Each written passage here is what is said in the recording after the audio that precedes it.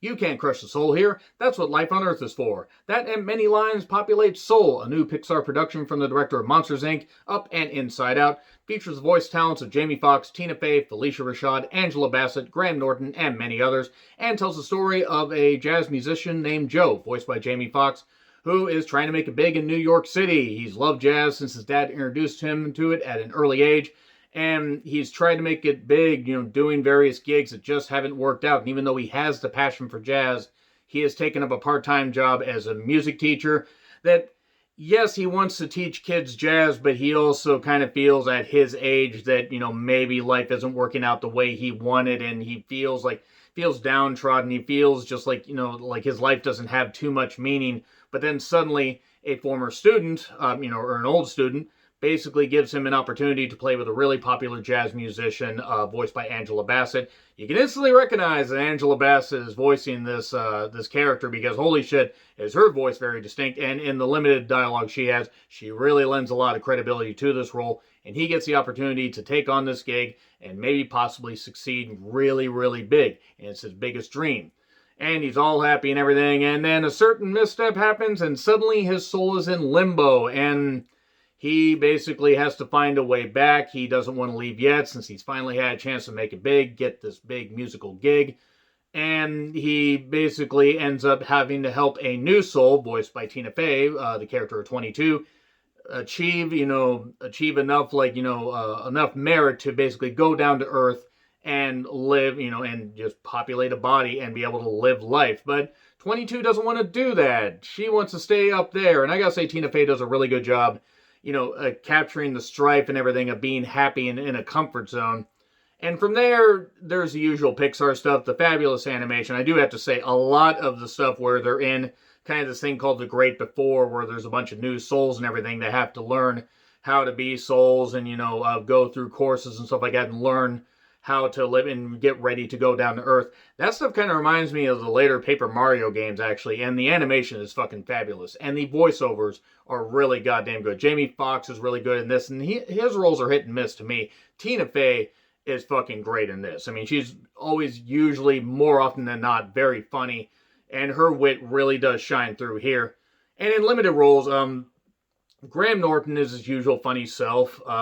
Felicia Rashad, really good here. She's had a bit of a career resurgence lately. And Angela Bassett, as I said, really goddamn good as well. But the animation in particular, just really, really top notch. And much like, if you remember me saying about Monsters, Inc., Up and Inside Out, that second one, if you thought Up was emotional, this one is right up there. Now, I'm not going to spoil until I get into spoilers in a little bit, but I will say, as far as capturing what people go through in life, maybe life not working out always the way you wanted, and even when it does, will it make you feel, completely fulfilled? There are a lot of life lessons and a lot of things that people go through, and a lot of, mental health struggles and stuff like that, and a lot of really good layered storytelling in this 90-minute movie. And it's on Disney Plus, so if you have a Disney Plus subscription, you would be able to just see it for free. This is it's not paying $30 like with Mulan. But you would have been able to see this in theaters and been just as happy. But now being able to see it in your own home, now you can basically cry your eyes out, because that's what I fucking did. And yeah, I really fucking love this movie and wasn't too sure how I was going to feel about it. But by God, this movie is fucking tremendous. And it doesn't overstay its welcome. Now, it does have a runtime of an hour and 46 minutes. The last 16 or so minutes are, end credits, which are the usual fun Pixar fare. But anyway, as far as the story and everything, while it does keep things somewhat simple on the surface, a little bit of digging, makes you realize, holy shit, there's a lot of really good stuff here and a lot of really, emotional stuff about, hey, I want life to work this way. Oh, maybe it's not going to work the way I want, but life really is worth living. That's really what the message is of this movie. Finding your purpose, finding your spark, so to speak, is a big theme about this, that was what Joe was trying to do, help, 22 find the spark. And that was a lesson that he needed to learn, she needed to learn. And there's a lot of really good stuff here. So I'm going to get into spoilers here in a little bit, but I will say it's one of the best movies that I've seen this year, bar none. It's right up there with Up. It's really goddamn good. There's some good comedy with an animal, much like in Up. This one's right up there with Up. I mean, some people may have preferred Up more. than this, but I would say Soul, especially for the music and especially for, just overall the theme, it captures how people could experience life and embrace life and, wake up and realize, you know what? Life ain't everything that I want, but it is exactly what I need. And I'm going to live my life to the full. So we're going to get into spoilers now. 3, 2, 1, and go. So, if you're still here, by the way, sorry, spoilers. But this, it does kind of deal with the whole thing of like people not being ready to let go. So what happens basically is Joe gets this gig from this former student. And he's walking along, he's all happy, nearly gets hit by a car, but he's okay. And then he walks over an open manhole cover and falls down. And basically his soul goes into the afterlife. Well, he doesn't want to go yet, so he gets away from the great beyond and ends up in an area called the great before, which is for all the new souls, as I said earlier. And he has to become a mentor, but he takes the wrong tag, and 22 is basically like, you're not a psychiatrist or anything like this. Turns out he's a jazz musician. Then she sees his life, and she sees, wow, your life kind of sucks. And, Tina Fey is kind of snarky and everything because she's a new soul that has been there and has avoided going down to Earth for thousands of years because she doesn't want to do that. She doesn't want to go down there. She feels that Earth would be a toxic, a toxic situation, which, to be fair, living life, it can be toxic. It can also be rewarding, but, when you're in a comfort zone, that's where you want to stay. And Joe has to come to grips with some of the stuff, that he's been going through. He wants to get back to his life. He wants to get back to his body, and he wants to be able to, do this gig, which is something he always wanted to do. And then there's this one really kind of dark part where they meet Graham Norton, who plays the character of Moonwind. And I had to write some of this stuff down. I do apologize. Some of these characters kind of, blend together. And he has this like magical ship because he's able to travel, travel and teach people and help people find ways back to their bodies and free some, lost souls, so to speak, that are in the form of very dark and very scary, one-eyed, two-eyed, glowing-eyed creatures that are basically just caught in depression, anxiety, and just bogged down a whole bunch of their own issues they just couldn't get out of. They're stuck in a moment they can't get out of. Credit to the U2 song right there. And actually that holds true. And from there, basically Joe and 22 go down to Joe's body. Well, what happens is there's a therapy cat there. Joe ends up in the therapy cat, and 22 ends up in his body. And from there, she learns how to experience life, and it's actually pretty damn good how they do that. He's in the body, but the cat's body, but of course, he can only talk to her whenever he's talking. It's just like him being a normal cat and meow and stuff like that, hence the animal stuff like from Up. And this is actually pretty good. They have to figure out, they have to find Moonwind in the human world because he actually does live there. It's only, his soul's only there when he does a form of meditation. So that's why some of the souls are there.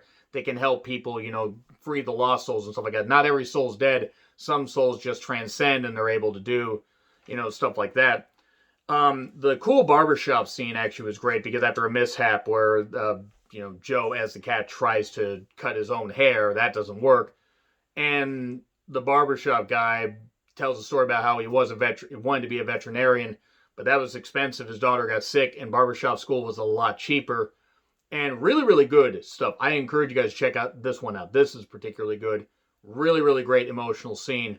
Because, once Joe starts talking as, 22 talking as Joe, some really, really good stuff happens. Like just some great open dialogue. And then, he says, wait a second, why didn't you, as Joe, why didn't you tell me about your life before? Well, you never asked, but I'm glad you did. I'm glad we could talk about something other than jazz musician. Or jazz music, that is. And not that he didn't appreciate jazz music, but it was nice, and 22 got to find out more about, talking about other people's problems, not just her own. And Joe, as the cat, was able to observe this. And then meanwhile, there's an evil character that's, that keeps count of the souls, that's trying to reset the count and stuff like that. But they're almost kind of a side, little side plot. They don't really do much of anything. They do at one point trap somebody, and it turns out not to be them. And he says, "Wait, let's keep this our little secret." And stuff like that. And the guy's all scared because he just had his soul taken from him. Heart to heart with the mom, though. The mom actually tells the story after Suit gets ripped because he's trying to go to this audition. Suit gets ripped. His mom's a tailor. Really good heart to heart with the mom. Really, really good scene about how the dad was a jazz musician. She didn't want that hard life for him, even though she saw that he had the passion. But he said, well, if it's good enough for Dad, it's good enough for me. That was some good shit. That was some really, really good stuff. I'm actually going to wrap this up because I don't want to start crying again because holy shit, it is emotional. If you like Pixar movies, this is really in the upper echelon. This is one of the best Pixar movies I've seen. He does go back to the great. They go back to the great before. He ends up going back into his own body. 22, however, feels lost because he says to 22 in an earlier scene, well, just be outside of this club. This kind of stuff isn't isn't the purpose. I want to get back to my own body, but that's good. That stuff's all well and good, but it's not stuff that is your purpose, and that kind of jars her because this is an all new experience for her. She becomes a lost soul. He does his gig and it works out great, but he doesn't feel fully fulfilled. And Angela Bassett's character said something about a new fish and an old fish talking about new fish wanted to see the ocean. No, this is the water. I wanted to see the ocean. The old fish was like, where do you think you're at? And maybe it isn't all what you expect it to be, but can be pretty goddamn good. And then memories of his life and seeing 22 enjoy stuff in his body, and then he has to basically go back, meditate with music and go as his soul and help Moonwind get 22 to see the light. And, flood of memories. This is where it really got me because it's like a lot of shit where you just don't believe that your life can, have that much meaning after something basically gets taken away from you. Like, oh, wait, no, I thought this was what it was supposed to be, and now I'm being told that I'm not good enough. And it was all these things in the head. A lot of people are going to really get caught up in that scene. It's like, and there are all these badges that are supposed to be on the souls, and once they earn that last badge, the earth pass opens, so to speak. And it's like, well, that last box fills in when you're ready to live. And there we go from there. Joe helps her live and takes her down there, even though he's going to die. And then, okay, sorry, had to stop myself there. He's about to go to the great beyond, and one of the characters named Terry, that was one of the people that wanted him to mentor 22, says, well, we've been talking, and we want to give you a second chance. So we got that. And he said, well, I'm gonna live every minute of it. Really good shit. Really good shit. I'm gonna stop right there. But no, it is really good stuff. It's right up there with Up as far as emotion. A+. Really. Animation, storytelling, voiceover. I'm not even the biggest Jamie Foxx fan, but this is fucking phenomenal. A+. One of my favorite movies of the year. Let me know what you guys think in the comments. Like, share, subscribe, Twitter handle in the description. I'm John Retlin. I'll see you soon.